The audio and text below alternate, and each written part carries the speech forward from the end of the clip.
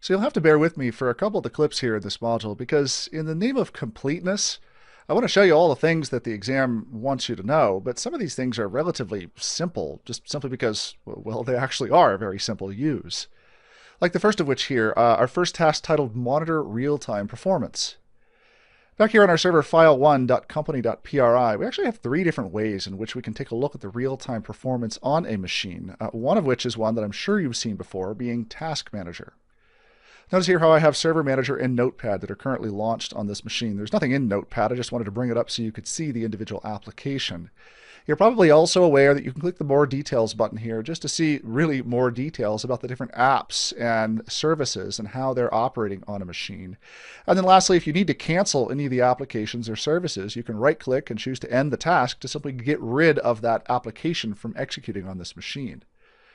Now, Task Manager in this version here with Server 2012 and R2 supports quite a few other really nifty ways in which you can just manage the things that are running on this machine. So, for example, for an individual app or background process, I can drill down to see what the other types of things are that are running underneath that background process. So, the IIS admin service here, or what's under Microsoft Software Protection, or the MSDTC here. For any of those, I can right-click again and create dump files or view details or even open the file location for that particular service or application to understand more about what it is.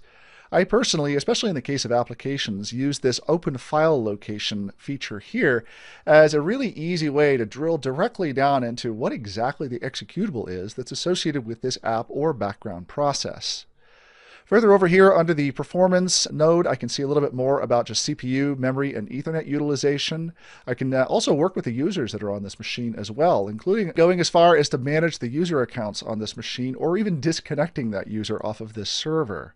I can see further details here for the different apps that are running as well as the different services that are running on this machine. And for any of these applications, if I right click, I can see a lot of real good detail here for what exactly this particular process is doing on the machine.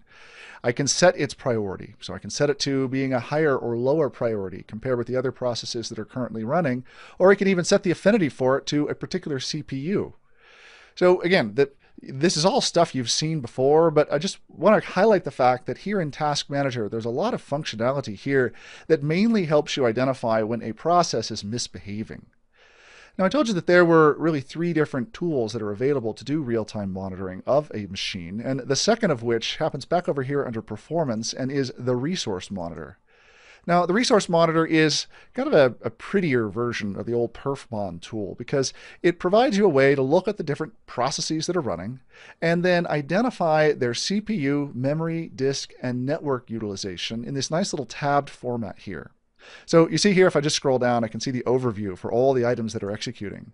I have found this Resource Monitor tool to be excellent, not just for the CPU and memory utilization, which are relatively well visualized over in Task Manager, but instead for the disk and network information, which are perhaps less so. Here in Resource Monitor, I can take a look at the different applications that are running by process and figure out what the read and write bytes per second here are for that particular process. So if I've got a process that's burning through a bunch of IOPS on my disk, this is a great way for me to just sort by read or write utilization here and figure out, well, why are my disks perhaps being overutilized or overtaxed at this moment in time? The same holds true down here under network, where I can get a view for the different kinds of network utilization for the processes that are actively using the network. Now, this can be a little bit more difficult to view here, just simply because when you contrast the amount of usage of any process against the amount of bandwidth going out a gigabit or sometimes more than gigabit card connected up to a Windows server, it can be a little difficult to just trace down exactly what you're looking for here. There's not a lot of bytes per second for a lot of these processes. But again, this gives you that ability to understand what kinds of processes are using the network in what ways. And also you can see over here on the right that we have a couple of views here that can be further handy for helping you understand why, for example, your network card isn't working in the way you thought, or why your disks are a little overused. I can further factor things down into specifics like the disk and the network here to see information about disk activity and storage utilization, just that kinds of information that you're really interested in looking at when you're trying to troubleshoot why a server is not behaving like you think it should. So in terms of real-time performance, Resource Monitor provides, more so than really any tool in the past, a really excellent way for helping you figure out what's going on the system. Now, there is a third tool out there, and that's the old school perfmon tool that is not gone and is still really a tool that you'll use in your quiver of those available here in Server 2012 R2. Perfmon, if we take a look here at the performance monitor tool itself, provides a lot more detail in terms of the individual counters that you can bring to bear. Now, everything I've shown you so far is at the aggregate level. So there in Resource Monitor, you can take a look at processes and just see their total disk utilization or their total memory utilization. But sometimes tracing down a problem requires more than just that aggregate view. So here in perfmon is where we can click the Add button here to identify the very long list of counters that we can bring to bear to try to identify why something isn't behaving. So a storage spaces tier, SMB server shares, a web service, a WinNat. You can see here that the counters get extremely granular in terms of what they can provide. So the only thing I want to show you here is the fact that as you kind of scroll through here, we can locate, for example, I don't know, here's an easy one, memory. And not only get a feel for how much memory is being consumed, but some more specific information, like the cache bytes, for example. I'll add that here into the view. Like the page faults, for example, and so on and so on.